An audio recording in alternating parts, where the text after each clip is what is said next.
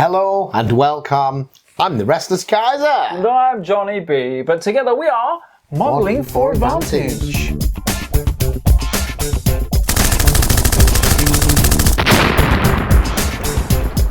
Okay, looks like another box set. Is this brand spanking new? Soviet Army, sir. Well, I mean, the contents are not new, but but what's been packaged together here is new. It's a new Soviet starter army. This one's aimed at the mid-war. Yes. Is that right, rather than the early war? It does say early. It's got a little tick box. So what are they getting here then, John? Okay, so we get 64 multi-pose hard plastic Soviet Army infantry. Oh my! That's Does a lot. sound like a lot of guys. But you get 12 free idiots. In the army, in the army list, Soviet in Army. the list builder. So it's going to cater for that. So that's part of it, yeah. You get a hard plastic 156th scale T-34/76 medium tank. So I do have some Warlord. You do have some Warlord versions. A lot of my collection is actually Black Tree. I've had it for years. Yeah. But I do actually have some Warlord Russians. Warlord. You also get the metal miniatures for an officer, a commissar, a medic, a medium machine gun team, and one of the 45mm anti-tank guns with crew. What's that? Is that the Zis thing? Is that, or is that different? So you know what I mean? Yeah, I do know what you mean. So it is a Zis, but I don't think it's the Zis 3. It's a different one. Okay, right. It's a different one. You also get the other sundries in there. You get the bases, decals, stack cards. You definitely don't have Zis 3 in bobs. early war with the so-called No, I was about to divisional say, gun. yeah, this is early and mid only. Let me move these out of the way while we get the stuff Painted examples. out the box. Yeah.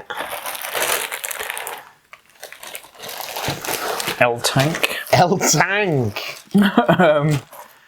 That's quite interesting, that one. So Fire Fluff, key component of any bolt Love the action fact you game. get Fire Fluff when your tank is destroyed. Metal dudes. That's a metal. Yeah. Stack card and some wonderful decals, which I think may have changed or are from a different set.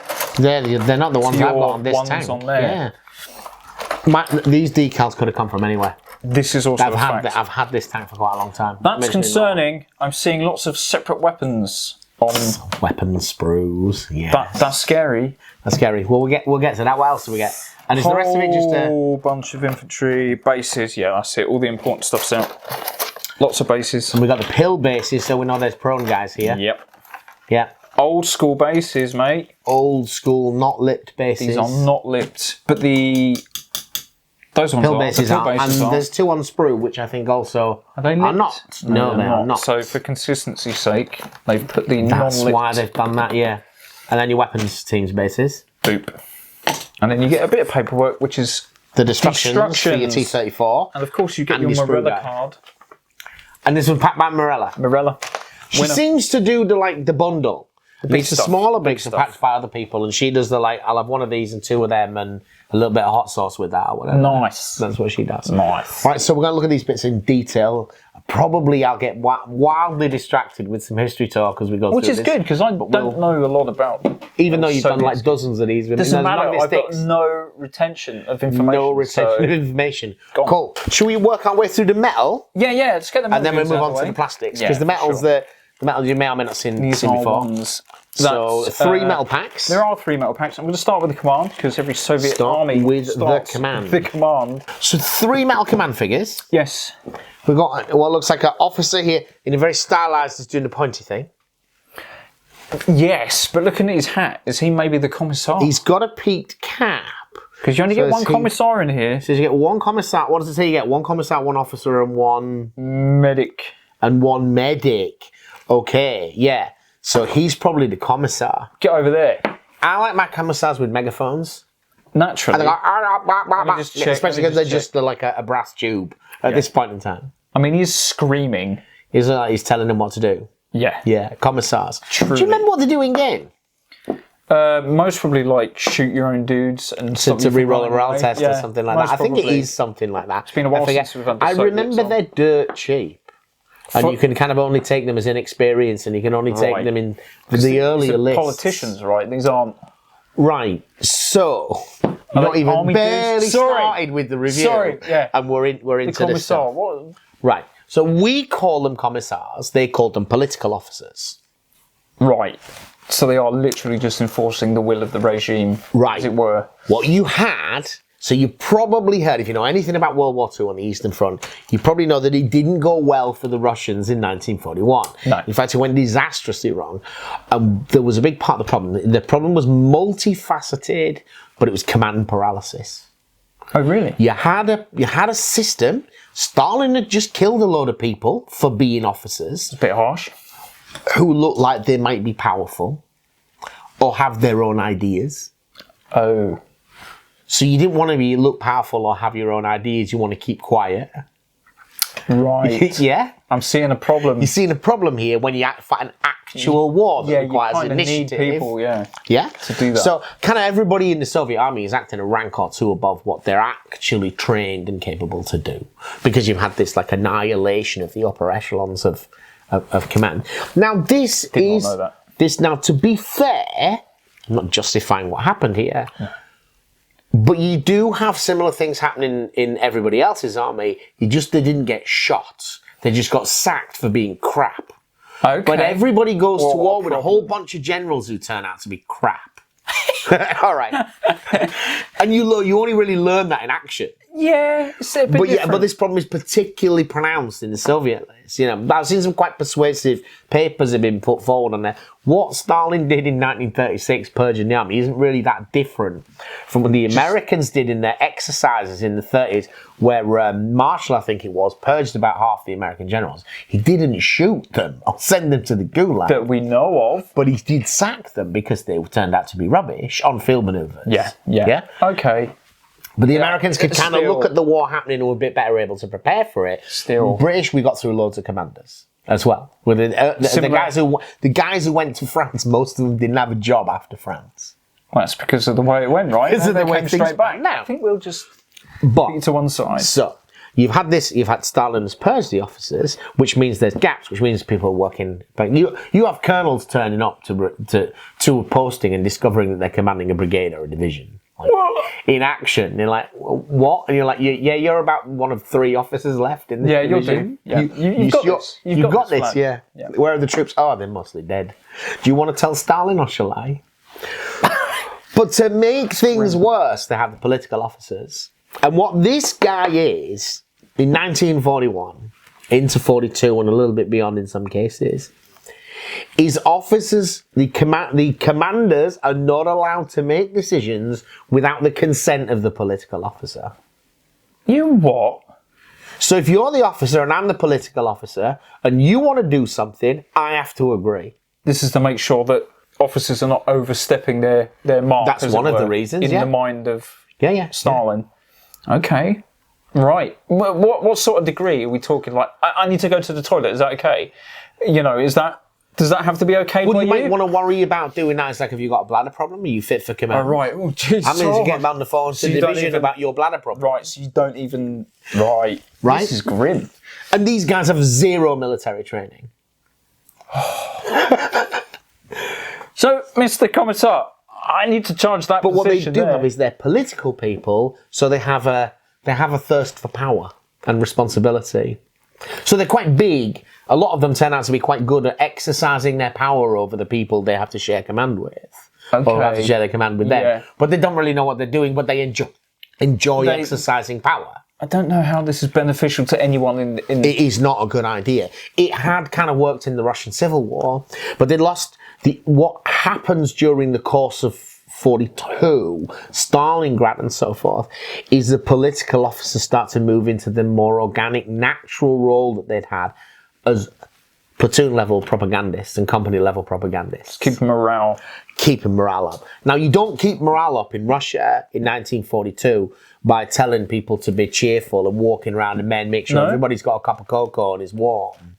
No, what you do is you tell the soldiers to keep a diary of all of the bad things that they've heard the Nazis are doing, and then give them a lecture about all of the bad things that the Nazis are doing, just to make sure that they really hate Nazis, and they're going to kill them all on sight. But these guys move more into that role.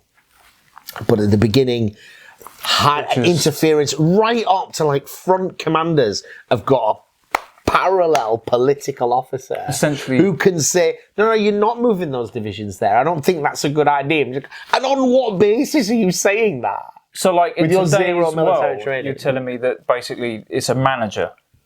So they have... So they're in a position of power but know very little about what they're actually doing. Cool. So they can't issue orders. But they can make sure that you don't as well. But yeah, well they can do they can and often do interfere. Yeah. This turns out to be not such a good idea. And the Russian army professionalizes. So you don't get commissars so much in the late war, certainly not right down to that low level. Right. And this in the late war, they're not the guys on the front line shooting people to the same extent. Which isn't nearly as much of a thing as it definitely happened. It did happen. Yeah. Yeah, and in 41 things are desperate. I mean, you lose 1,000 miles of your country in a couple of weeks. People start doing desperate things. For comparison, for a point to think about, Churchill wanted to gas the Nazis on the beaches of England. If they invaded, I want to gas them. People are like, Geneva Convention, mate, is like, what's the point in that if we lose England to the fascists? Wow. Yeah, desperate times and all that. You know, in 1940 in Britain, people were deadly serious about it. And the army wasn't up for it. The army wasn't going to do it. We gas, they gas, no.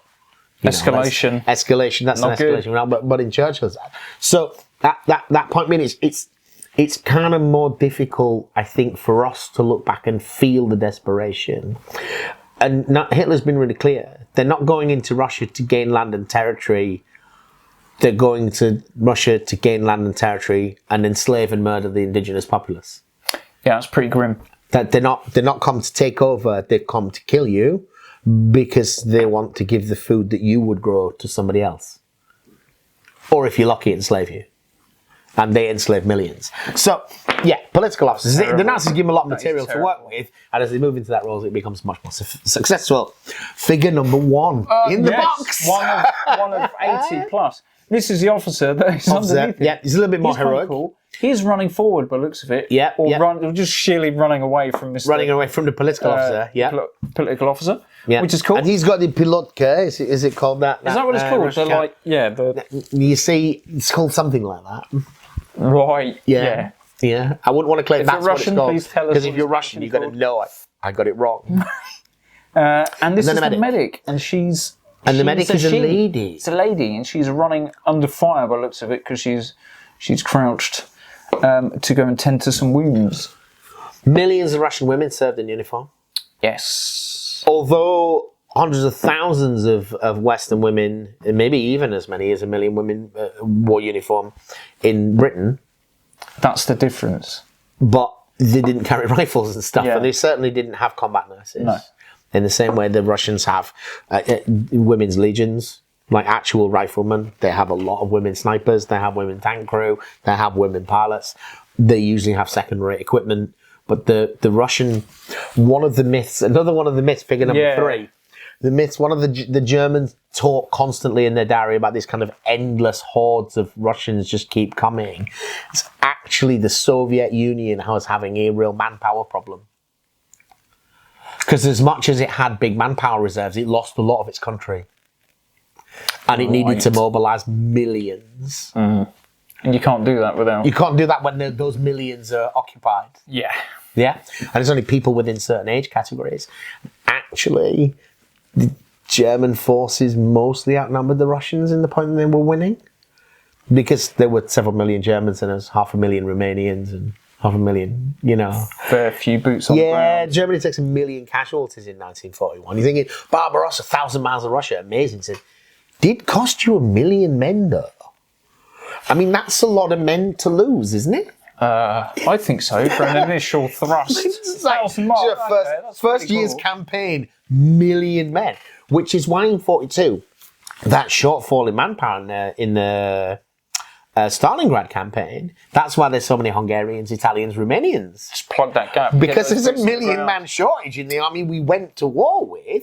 Where are we going to get it? We're going to get it from our allies. That was a right mess, that part, wasn't it? The wall of Stalingrad and everything. That's the this is where we're at. This set covers, So that's figure number 3. Oh my! Yeah, let's not get Sorry about that. I'm sure it will probably come back to it. It will get a bit smoother now. Let's have a look at this beautiful actual Maxim gun, no doubt. Right. Yes, because when we did the British Commander, we talked about a Maxim gun, but the Russians have their own take on it, which is the trolley. Oh yeah, a bit more manoeuvrable. It's got wheels. The Russian Maxim gun. So the Maxim gun is a water-cooled machine gun, running same off job. Hero Maxim. So a couple of things about the Russian Maxim gun. The trolley. This I don't know why other people don't do it. One of the problems with medium machine guns, tripod-mounted machine guns. Yeah, but that's a separate bit you've got to lug about. Yeah, it's heavy. Yeah. Right. The Russians had a trolley. Let's get some pram wheels and you get some pram wheels and a barrel trolley and a well frame, and you pull it along. Yeah. That's genius. Absolutely. And it's very quick to deploy, isn't it? I don't have to screw anything in. It's all ready to go. I actually saw in the 90s on the news footage in Chechnya, I think. Yeah. One of these trolleys being used. Please tell me. Well, it's horrific. But did it have a Maxim on it? Was it we're talking about a memory from a long time ago. Well, let's just say. So I cannot say that it was a Maxim, but I remember looking at what is that really derpy piece of equipment. And it was one of the trolleys. And it was a trolley. Yeah, it was a trolley. I mean, if it works. They built hundreds of thousands of these, so it obviously worked for them. It's probably not nearly as stable as a tripod that's on the ground and stuff like that, but it's a lot easier to move around. Get the fire where it needs to be. It may also be to do with the fact that actually most people's MMGs on campaign were being carried by mules or in trailers and things like that. I'm guessing maybe the Russian guy wants to just drag his along behind it. Yeah. Could be. He is the mule. He is the mule, He is the mule. I mean, the German army had massive motorisation and horse shortages as well. Yeah. Yeah. So stick wheels on it. So you get gunner loader commander. Which is good in the team. In the army. Not many people use MMGs in the game of bolt action. No, they don't. Now the Soviet one's worth thinking about though. You don't get bonus for the trolley, but you do get the gun shield rule, which I think is ridiculous. This thing does basically a force field, isn't it? yeah. The gun shield will give you, +1 to the kill number, doesn't it? Target number. Yeah. There is a shield for one of the better terms. There is a piece of boilerplate. I'm not sure that's going to shield these which three just men. about covers the chest of the guy firing it. It certainly don't cover 3 guys though. I think giving the Maxim the gun shield rule is incredibly generous. But it does pay lip service to the uniqueness of it. Yeah, true. Fair enough. And MMGs are not actually very good in the game. No. If you are someone who is writing Bolt Action 3 at some point in the future, can I suggest that when you fire a medium machine gun, or any machine gun, a unit, infantry unit, you get an automatic pin.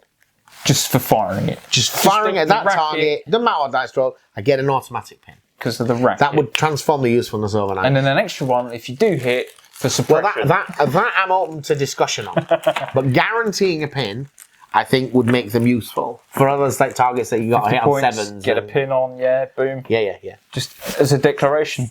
And being shot at by a machine gun makes you put your head down, I think. Yeah. Yeah. Not that I've ever been shot at. We're like legit cowards, right? Fact. Yeah. No, I'm too stupid to be a coward. Oh, right, okay. Yeah. Too stupid for cowardice. Fancy get one of these. Where can I get them from? If you live in the UK and you're interested in purchasing this or many other Bolt Action or other wargaming products, you can, of course, buy them from the Modelling for Advantage store, modelingforadvantage.co.uk. Well, Time recording, 15% discount on Wargames products. Thank you. Let's get back to the review.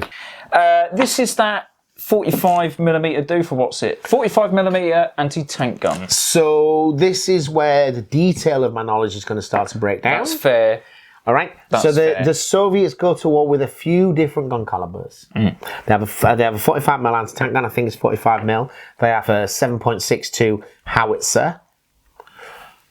And over the course of the first couple of years, they develop the ZIS-3, which is the divisional gun, which I don't think is in service until 43.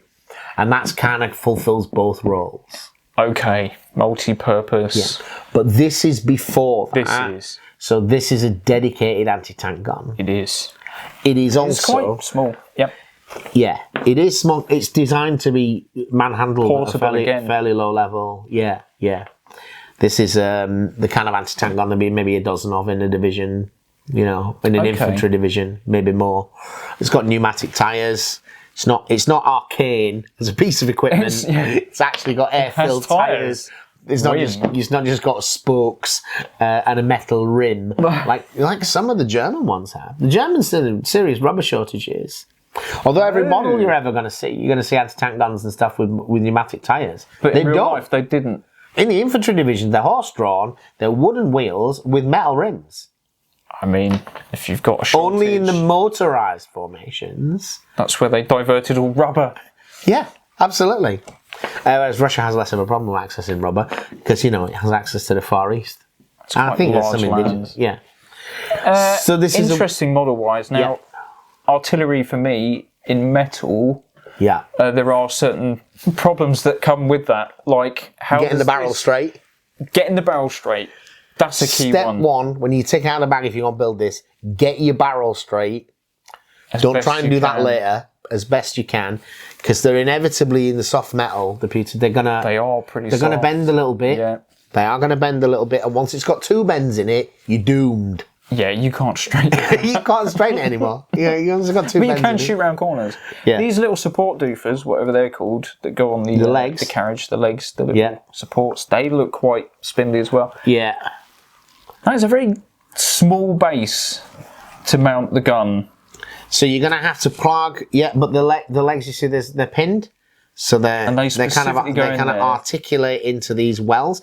This one, compared with some of the kits, isn't so bad. Is it not so bad? No. You've built as this, right? I think tried to build as this 3 James. Yeah. For sure. Not me. And that was this one's actually got wells that put the little hinged... Yeah, that these hinges sit into. So, and then the idea with it, these feet, you have to clean the flash off these. They drive into the ground. The gun mounts on top in that well there, and then attach the gun shield. Yeah, so not like it's, I don't know if it's like, not. It doesn't mean the sculpts. No, I mean like it looks sculpted like to look battered, rough and ready. Yeah, it's seen some action. It does, doesn't it? It almost looks, dare I say it, of a different genre, a bit orky, you know, it's plated together. Right. Welded together.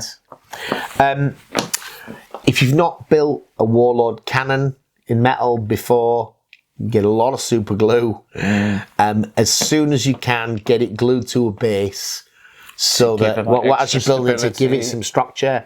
Because you kind of got 3-dimensional metal parts in soft metal that you can't apply any pressure to. You need to give it some support to be able to mount the gun and the gun shield to it. The bigger ones are much more difficult. Yeah, this is relatively small. Yeah, and they've got more parts to them. This one doesn't look too bad. Is this doing that traditional dance? You mean like the Mamushka in the family or something? Well, he's got furry hat, hasn't he? Yeah, that's what's making you think that he's got a bit of a Cossack. So he's the gunner dude, though, for sure. He's the gunner. I think he's supposed to look like he's pulling the cord. You've got a round going in, and then you've got Captain.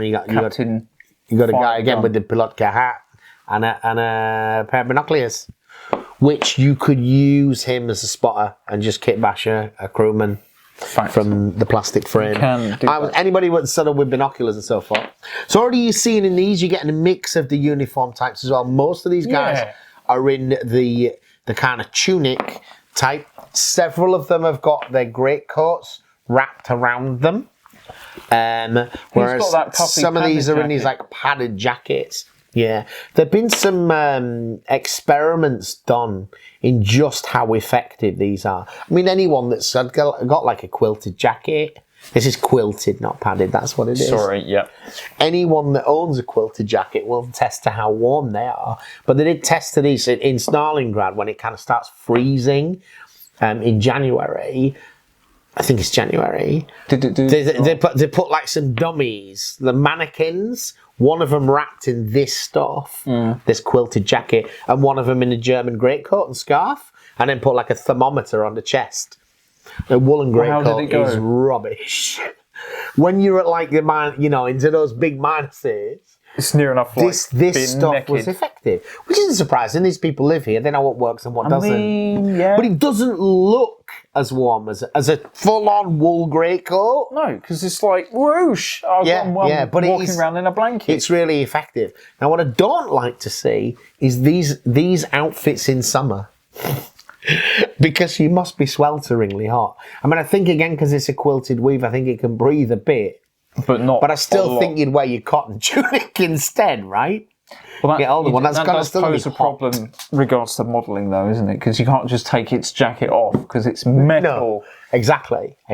So I don't know how you get around And that. they mix them up. And one of the other kind of pieces of footage I've seen, so you get kind of colorized photographs of Russian soldiers, and you'll see that like no two guys in the squad are wearing quite the same shade.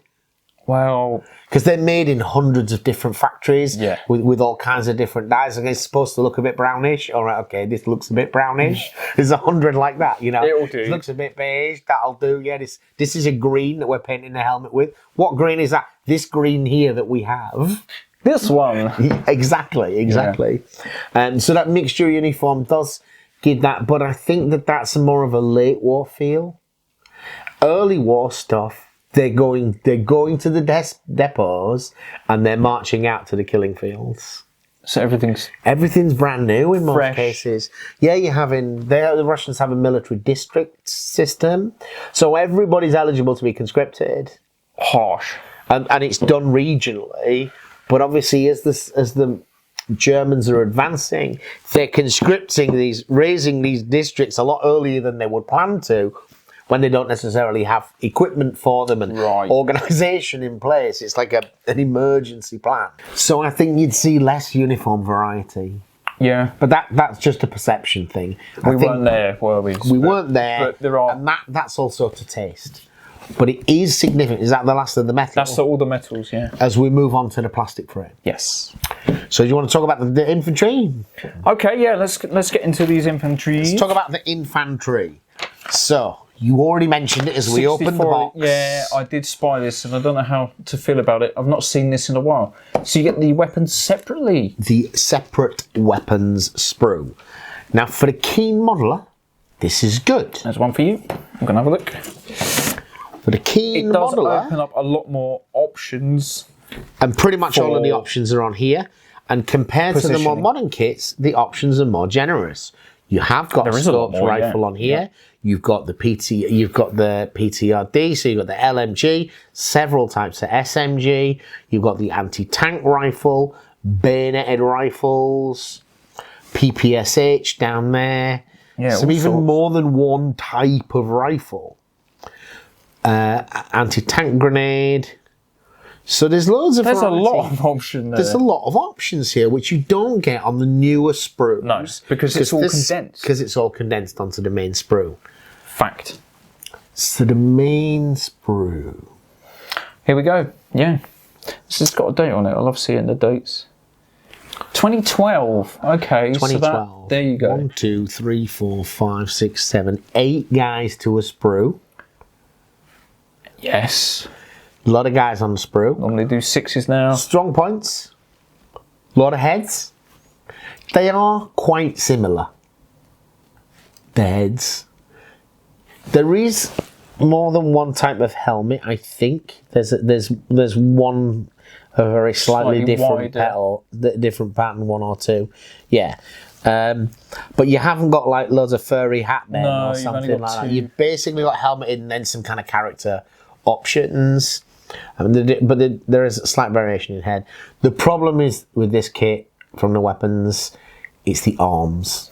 Yeah, that's the only thing I'm worried about. Is because I have vivid dreams / nightmares of the older style kits with the separate arms. It does give you more options for positioning. Yeah. But that is also the problem. Yes. So you have a right arm, a left arm, and a weapon, all separate from the body that you're trying to attach it to. So you absolutely need to leave this stuff on the sprue until you cut them off. Take it as you need it. Take it as you need it. Dry fit it. Put it together. It is difficult. It's further complicated in this kit because there's actually 4 combinations. because on the sprue you've got the two different uniform types. Oh, so you're not just... You've got I the want that pair of quilted arms and the standard arms. Yes, I see. And then you've got the arms which are designed to hold an SMG, where the two hands are quite close in and quite close to the body. And then the two arms that are designed to hold a rifle, where the arms are much more spread. Right. So if you've just got a bag full of arms, you're going to find it difficult. And you are going to swap different arms, because although all the arms will fit all the bodies, they won't necessarily be in such a way as they could meaningfully hold a rifle. Yeah, good shout. If you're building 70 of these guys... There's a lot of boys in here. There's a lot of boys in here. You're going to get to know which arms go well. That is true.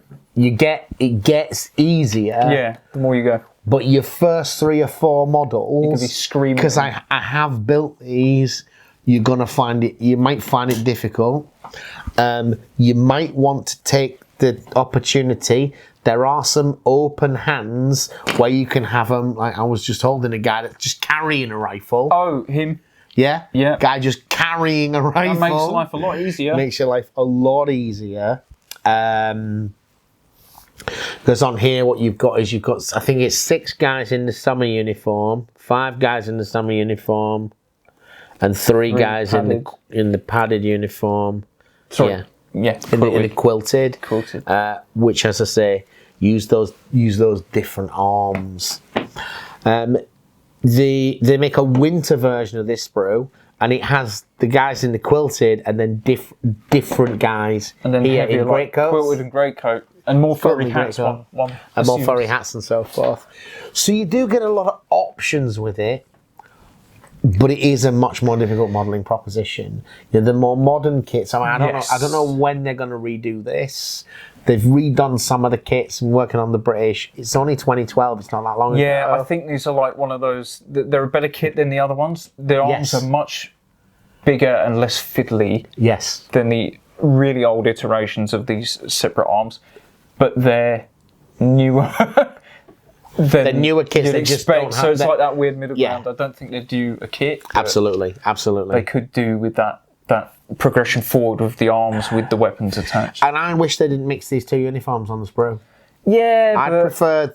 I mean, I know I'm saying I want 3 sprues here, but I would prefer them summer uniform, greatcoat, quilted, and then mix and match as you want. And if you want to mix and match them within the squad, yeah. But I think that the quilted and the greatcoats are winter uniforms. So that covers that. So then the other ones should just be the summer tunics. I'm not saying you won't see anybody in one of those. I'm sure they'll just be really hot. Yeah. So if you paint the ones. Paint the ones with the quilted jackets with some satin varnish to represent the sweat. Perspiration. I mean, it might be wrong, and maybe viewers know more. Yeah. There is a prone figure on here, I think. I'm not seeing it. Oh no, there is. Yeah. I thought this guy here, and he has alternate leg. Does he? Have you seen that? That's one of the things sometimes with the prone dude. figure. No, it's this guy. Look, his belly's flat. Yeah. This guy here. I'm just trying to check out his legs. So you've got that leg and that leg. Yeah, so you have optional right leg. 2 different right legs to choose from. Oh. One is straight and one is kicked. Nice.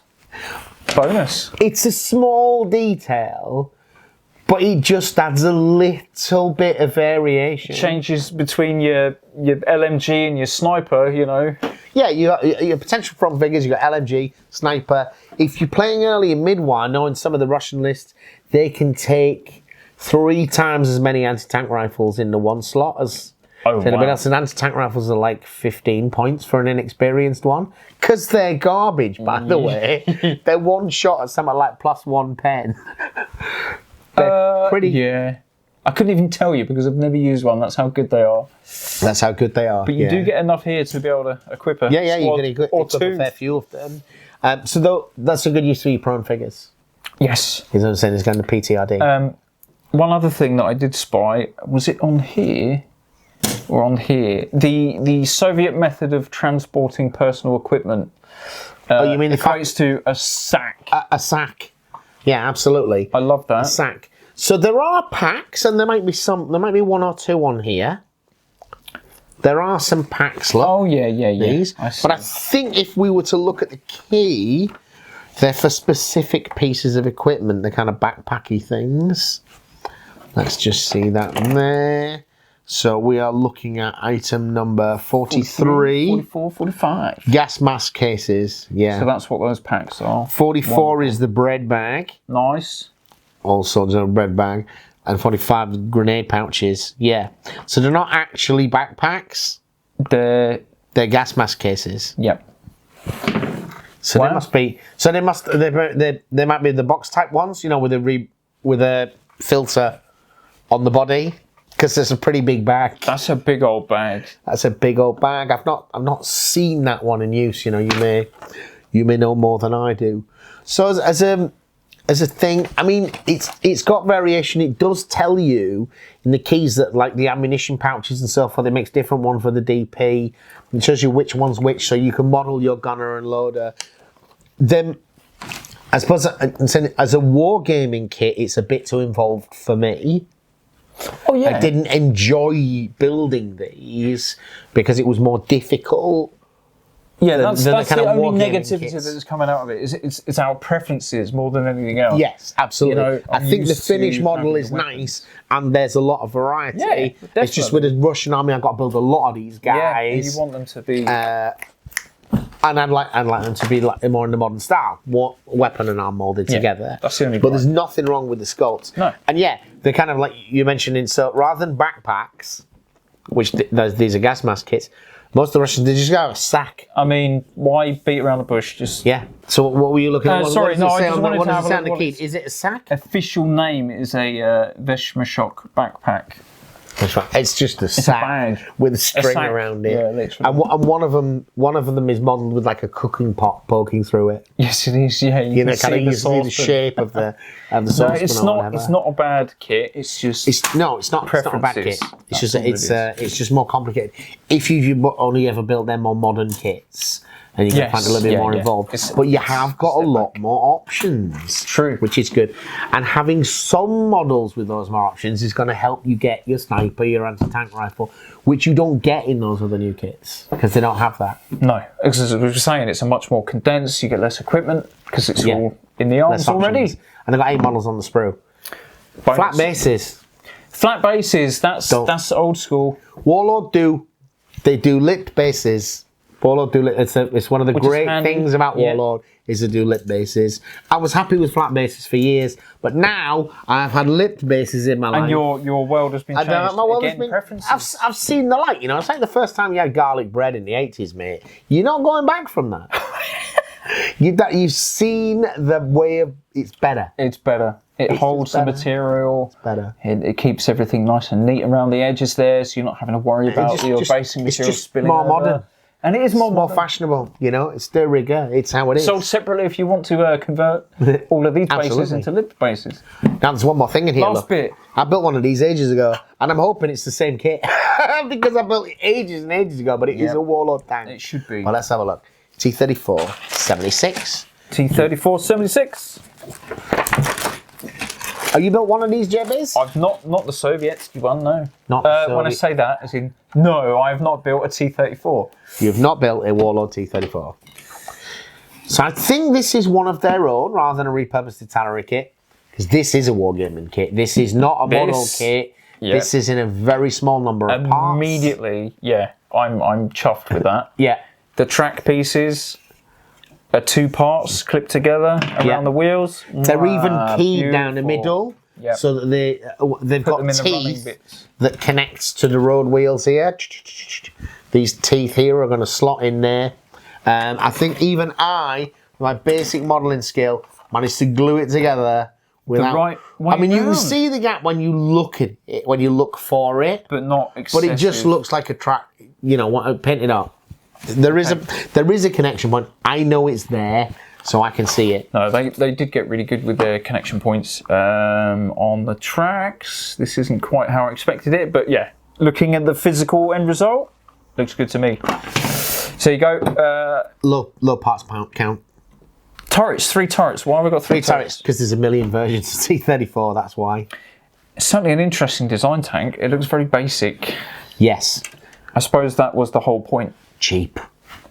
Cheap, cheerful, does the job. Cheap, cheerful, does the job. So with the 3 different turrets, I believe the very earliest one has this big turret hatch. It's like a door like in an the roof. door that they... Like 2 guys can peer out of that. Then they get separate hatches. And you can see the kind of development is the turret is just getting bigger and bigger. And this is everybody's tank in World War II. Turrets get bigger and bigger. Guns, bigger people. Guns, for better ammunition handling, for putting a 3rd crewman in the turret because many of them don't have it. Curious design feature on this is the turret key. The turret fits into it like a keyhole slot. Yes. As opposed to just a circle. No, there's no reason, there's nothing wrong with that, and I mean, it means, but when I'm wargaming, I don't, I normally do that. That's interesting. Some of the other kits do that as well, like the Cromwell does that. Not quite to that degree, that is quite visibly a keyhole, but yeah. The Cromwell has those little tabs. But most tank kits, the turret just drops in. Yeah. Whereas this one is actually keyed. I'm not complaining about it. No. It's just a curiosity. Yeah. And it says on this piece of paper here, just out of curiosity, it's got those 3 turrets you said there. E1, E2, E3 on here. You've got OBR 1941, yep. which is that one that you said about, with the massive slab hatch. With the big slab hatch. You've got the 1942 variant, which is the more rounded one, which I think you've modelled here. Which is the more triangular one. It's just that's a funny angle to look at it. Because this is a 3D black and white image, John looks at. That's more triangular. Like no, the shape. Let's see it. Oh, yeah. No, when I meant the edges are more rounded. Edges are more rounded. Sorry. Yeah. Right. Certainly you've got that. They're smoother. More rounded thing. Yeah. And then the 1943. Kind of hexagonal type. Are we saying 3 turrets in 3 years? Boom. Bish, bash, bosh. Yeah. Now I think you can only make one of these because you only got one. I think you've only got the one base lower turret, and you only got the one mantlet. I think. I don't think that changes very much. They're basically just It looks like this bit is different on one of the turrets, but a lot of them do share the same components. One of these. One of the main gun. And one of the main gun. Gun doesn't change, yeah. T-34-76. Interesting. So make your choice. So make your choice. I mean, if you want to be gamey about it, you pick the earliest one because they can still be in service later. And it will likely be cheaper in points. Yeah! Most people won't, but yeah. So the T-34, John. T-34. What's the deal, right? Because there's millions of them, right? Well, there's not millions. There's not millions of any tanks in World War II. Okay. I'm not sure if more T-34s are made than Shermans. One of them is definitely more than the other by like a few 10,000. But they're the tanks that are made in the 50,000 plus. Bosh. What is special about the T-34, especially the 1941 T-34, is just how powerful a tank this is for the period. Really? Yeah. In the Blitzkrieg area, the German tanks are not powerful. The German doctrine is good, and radios are very powerful. Communication is key. Communication is absolutely key on the battlefield. Command and control, coordination, all of that stuff. There are T-34s on the Russian front in 1941, and what you have to remember at this point, the German principal tank, I'm not talking about the 20 tanks in 1st Panzer Division that are top of the range brand new. The special boys. The actual mainline tanks, you're talking about 20% of that tank force is Czech Panzer 35 and 38s. So these have got 47mm guns. They're light tanks. Yeah. There's a lot of Panzer IIs still. There's early pattern Panzer IIIs, and there's howitzer-equipped Panzer IVs. So the biggest gun that they've got is a 50mm anti-tank gun on a Panzer III, and that's like the latest versions, of which there are a handful. There are really not many of those. And then they come up against T-34. T-34's got Christie suspension, so it's really fast. So you recognise that suspension system? It looks like Cromwell. Yeah. Yeah. That's the Christie. The independently sprung wheels, so it can go all over the place. Yeah, it's quite an expensive suspension system to use. developed by this mad American maverick. Naturally. And the one country that didn't buy it was America. A bit like Maxim. So the Russians bought a couple of his tanks and then just ripped off the suspension system, as you do. Yoink. So it's got crystal suspension, so it's pretty fast. It's got a 75, it's actually 76.2, I think, millimeter main gun, when everybody else is using 50 or below. But actually, this is like a gamey thing, because compared to a German 75 or even a British 6-pounder, it's pretty low velocity. It's not mega low velocity, but it's not a particularly powerful 75 mil gun. Right, okay. But it's still that it's at that size. It's got a decent HE burst, and it's still a lot better than the 50 mil guns that the Germans have got at best. And I suppose that all that matters is, could this gun deal with what the Germans were throwing at? And it's a period of the war where people got 30, 40 mil of front armour. Boom. This thing has got about 45, I think, 45 mil of front armour in 41, but at a 45-degree angle. Yeah. And that means on ballistics, it's effectively double. Yeah, that was the whole point. That was the whole point of it. Now, the thing about sloped armour is everyone knows that. Everyone can do maths. At this point, everyone knows about sloped armour. So why don't they do it? Manufacturing, mate. If you're already geared up, no? Because you lose a heck of a lot of space inside the tank. Yeah. The like guys that in little there, bit underneath your stairs. Yeah. You can't stand up in there. Like the bit under, under the stairs. Yeah, it's like 45 degrees slope. Oh, yeah, okay. It's a lot like that. The Russians have got a big enough population base so that they can recruit tankers that are under 5 foot tall. Or under 5'2". You're joking. Or whatever. They specifically recruited small people to fit in the tank. Yeah, but people did that with pilots. People have been doing that with jockeys for years. Well, yeah, true. And not actual numbers on that, but there are, and that continued in the Soviet, that Cold War era. They made their tanks smaller, and they had small men drive them. I mean, when you think about it, that makes perfect sense. But when you've got a population of 300 million... It's fine. I'm okay with you not wanting to drive this tank. You go and be comfortable elsewhere. Because I've got Bert, and he's about half the size of you, and he's happy to be in this tank. So, but you lose so much internal space. Yes. Now, one of the things that the Russians don't have is particularly sophisticated optics, fire control, electric rotation of the turret, all kinds of systems that the German tanks have that make them ergonomically so much better. Yeah. And take up some space. But the Russians don't have that. So the Russians have got, a shell with a gun and an engine. Exactly. In 41, T-34 is quite rare. It's not that there aren't numbers of them, but there are tens of thousands of light tanks, T-26, BT series, loads of them. They all turn out to be junk. They lose tens of thousands of them in the opening phase of the campaign, Barbarossa. But when the Germans come up against T-34, they really struggle to deal with it.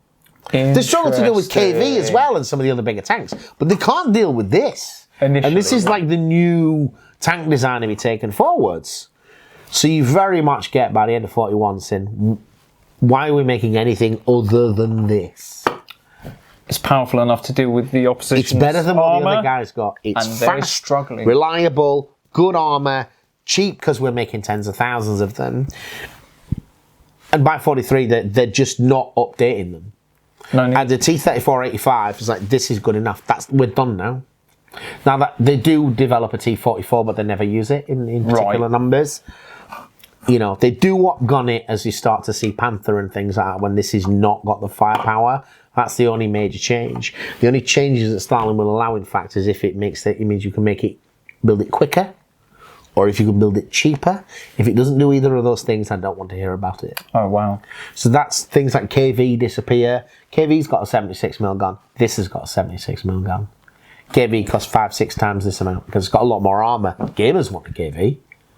Yeah, people that want to live. Because it doesn't cost 5 times as many points. Wow. But it costs 5 times as much cash and labour. In the real world, interesting. More T-34s. One of the many, many claimants to the piece of equipment that won the war.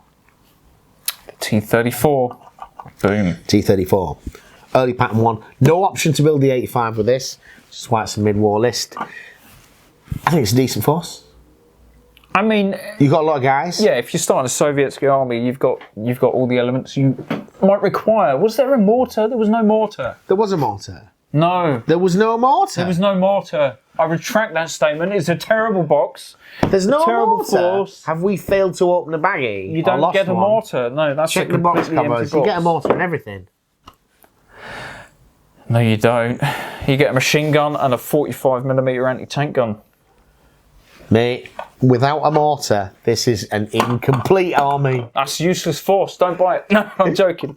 You will need a mortar, but I'm sure if you're doing a Soviet force, you're going to be buying a lot more, most probably. Anyway. Yeah. I mean, can't say have I ever played a game bolt action where I didn't take a mortar. Everyone takes a mortar. It's one of the first And things you take. flamethrowers if your opponent doesn't mind. If you want to win, you need to get some flamethrowers. Yeah, you need to get some engineers and so forth. I'm surprised at that though. Interesting force. Yeah, you've got a good core, solid force. All usable. Soviet. This would be a pretty cheap anti-tank gun. Yeah, for sure. It's a light anti-tank gun and costs peanuts. Boom. Costs peanuts. T-34-76. Yeah, look at that. Cheap tank. Decal sheeting unit card. Curious, yeah. Not that it matters, but yeah, it's a good force. It is. And this was a nice kit. Because some kits that they do are repurposed model kits. And they're more fiddly than they And need there's to a be. lot more parts to glue together. This was a really easy kit to deal with. Sweet. What does Solid. it cost you for a regular? I can tell you that, much like all the other tanks, it is 195 points. Very similar to the. Given the other fact that tanks. you get a 320 point unit of infantry, you can afford to take a tank. Yeah, you're all right. Solid. Solid. Sweet. All right. That was our look at the new Soviet mid and early war starter army for 40 to 43. Wonderful. Thank you for watching. Bye-bye. Bye. Don't forget to subscribe to the channel if you enjoy our content, like the video, maybe leave us a comment. Thank you.